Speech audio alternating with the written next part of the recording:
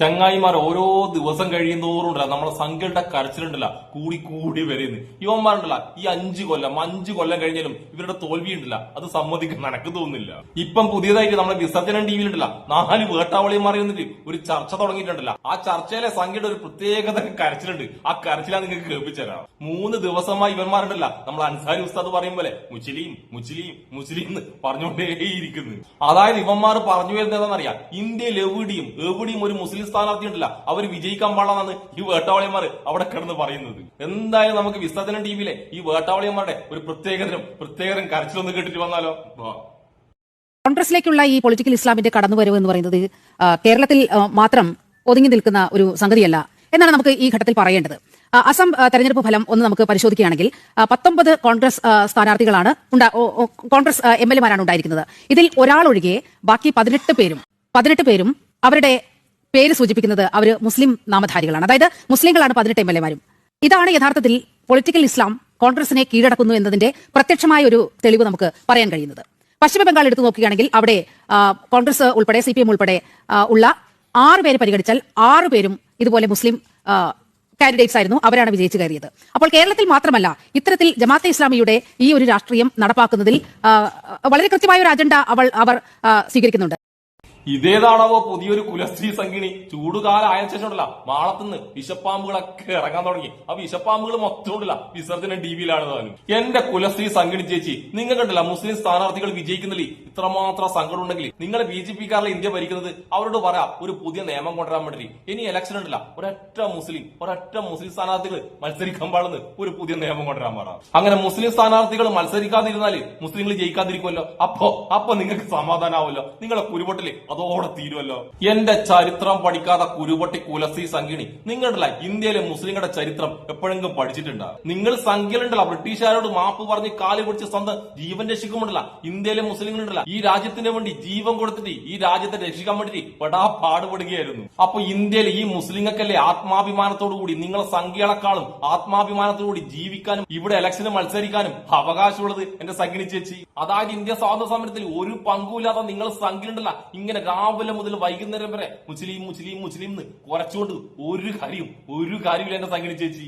ഞാനൊരു സത്യം പറഞ്ഞിട്ട് ഇന്ത്യയിൽ മുസ്ലിങ്ങൾ ഇല്ലെങ്കിൽ നിർത്തലാക്കി പോകുന്ന 2 പ്രസ്ഥാനങ്ങളുള്ള അത് ഏതൊക്കെയാണെന്ന് അറിയാം. ഒന്ന് RS, രണ്ടാമത്തത് ഈ വിസർജനം ടിവി. മുസ്ലിങ്ങൾ ഇല്ലെങ്കിൽ ഇവർ രണ്ടും തകർന്നു പോകും. എന്തൊക്കെ പറഞ്ഞാലും വിസർജനം ടിവി നിങ്ങൾ 4 ആളുകൾ കുറച്ച് ദിവസം പറ്റി ഇങ്ങനെ കുരുപൊട്ടി കരയുന്നില്ലേ? ആ കരച്ചിലേക്കുമ്പോ ഒരു പ്രത്യേകതര സുഖമുണ്ട് കേട്ടാ. പ്രത്യേകിച്ചിട്ടില്ല ഈ കുലസ്ത്രീ സംഗീതയുടെ കരച്ചിലുണ്ടല്ല അതിനൊരു വെറൈറ്റി സുഖമാണ്. ഇനി നമുക്കുണ്ടല്ലോ സംഖ്യയുടെ എല്ലാമായ നമ്മൾ വിശകലിയുടെ ഒരു പ്രത്യേകതരം ഒരു വെറൈറ്റി കരച്ചിൽ കേട്ടാലോ. എന്റെ വിശകലമാടം എത്ര കാലമായി പുതിയ വെറൈറ്റി കരച്ചിൽ തുടങ്ങിയിട്ട് ഇതുണ്ടല്ല അതിനൊക്കെ തോപ്പിക്കുന്ന വേറൊരു വെറൈറ്റി കരച്ചിലാണ്. ആ കരച്ചിൽ നമുക്കൊന്ന് കേൾക്കാം.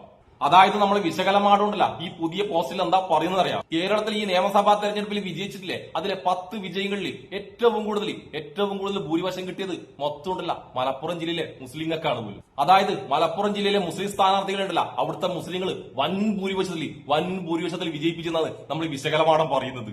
ഈ പോസ്റ്റ് കാണുമ്പോൾ തന്നെ ഉണ്ടല്ലോ ഇവരെത്രമാത്രം വിഡിയും എത്രമാത്രം മന്ദബുദ്ധിയാന്ന് മലയാളിക്ക് മൊത്തം മനസ്സിലാകും. കാരണം ഉണ്ടല്ലോ അവിടെ മുസ്ലിം സ്ഥാനാർത്ഥികൾ വൻ ഭൂരിപക്ഷത്തിൽ വിജയിക്കുമ്പോഴല്ല അവിടെ പരാജയപ്പെട്ടതും മുസ്ലിം സ്ഥാനാർത്ഥികൾ തന്നെയാണ്. അത് നമ്മൾ വിശകലമാടമില്ല എവിടെയും പറഞ്ഞിട്ടില്ല. അപ്പൊ മുസ്ലിങ്ങളുണ്ടല്ല വൻ ഭൂരിപക്ഷത്തിൽ പരാജയപ്പെടുത്തി അതും കൂടി പറയണം വിശകലമാടം. പിന്നെ നമ്മളെ വിശകലമാടമുണ്ടല്ല ഈ പോസ്റ്റിൽ മനപ്പുറം ഒഴിവാക്കിയ വേറൊരു കാര്യമുണ്ട്. അവിടെയുള്ള തവനൂരിൽ ഒരു ക്രൈസ്തവന സ്ഥാനാർത്ഥി ഉണ്ടല്ല VS ജോയിന അവിടുത്തെ മുസ്ലിങ്ങൾ വൻ ഭൂരിപക്ഷത്തിൽ വിജയിപ്പിച്ച് ആ മുസ്ലിങ്ങൾ തോൽപ്പിച്ചത് ആരാന്നറിയാം? അവിടുത്തെ മുസ്ലിമായ KT ജലീലിന്. അതായത് മലപ്പുറത്തുണ്ടല്ല ഒരു മുസ്ലിം സ്ഥാനാർത്ഥിന അവിടുത്തെ മുസ്ലിങ്ങൾ പരാജയപ്പെടുത്തി എന്നിട്ട് അവിടെയുണ്ടല്ല ഒരു ക്രൈസ്തവ സ്ഥാനാർത്ഥിന അവിടുത്തെ മുസ്ലിങ്ങൾ വിജയിപ്പിച്ച്. ഈ കാര്യമില്ല നമ്മളെ വിശകലനം മനഃപൂർവ്വം അതിൽ പറഞ്ഞിട്ടില്ല എന്നല്ല മനഃപൂർവ്വം ആ കാര്യം അങ്ങ് മുക്കി വിശകലനം മുക്കി. അതായത് ഇത്രയും മനോഹരമായിട്ട് പച്ചക്കള്ളും വർഗീയതയും പറയാൻ വേണ്ടി ഈ രാജ്യത്തല്ല ഈ ലോകത്ത് വിശകലമാണത്തിനെ കഹിട്ട് ആരുള്ളൂ.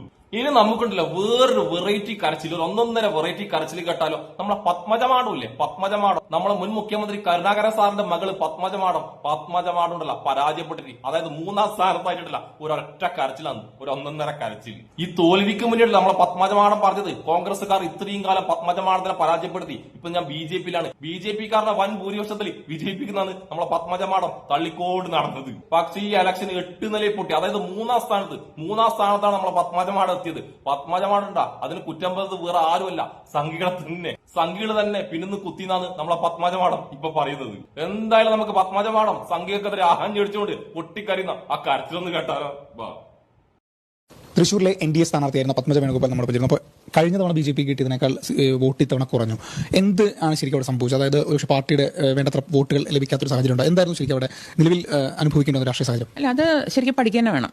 പക്ഷെ അന്ന് സുരേഷ് ഗോപിക്ക് മാത്രമേ ഇത്ര വോട്ട് കിട്ടിയിട്ടുള്ളൂ. വേറെ ആർക്കും എല്ലാവർക്കും ഈ വോട്ട് തന്നെയാണ് കിട്ടിയിട്ടുള്ളത്. പക്ഷെ അപ്പോഴൊരു സംശയം കിടക്കുന്നുണ്ട്, എൻ്റെ വോട്ടുകളോടെ പോയി, എൻ്റെ ബന്ധുക്കൾ, എൻ്റെ ഫ്രണ്ട്സ്, ഇവരൊക്കെ വോട്ടുകളൊന്നും കാണാനില്ല. അപ്പോൾ അത് ഞാൻ എന്തായാലും പാർട്ടി അന്വേഷിക്കേണ്ട കാര്യമാണ് എങ്ങനെയാണ്. പക്ഷെ എനിക്ക് ആരോടും പരാതിയൊന്നുമില്ല. കാരണം നമ്മൾ അങ്ങോട്ട് കണ്ട് കുറ്റം വേണ്ട കാര്യമില്ല. ആ സമയത്ത് പാർട്ടീനെ ശക്തിപ്പെടുത്താനാണ് നോക്കേണ്ടത്. ഞാൻ നാളെ തൊട്ട് തൃശ്ശൂരുണ്ടാവും, അറിയണമല്ലോ എന്താണ് സംഭവിച്ചത് എന്നുള്ളത്.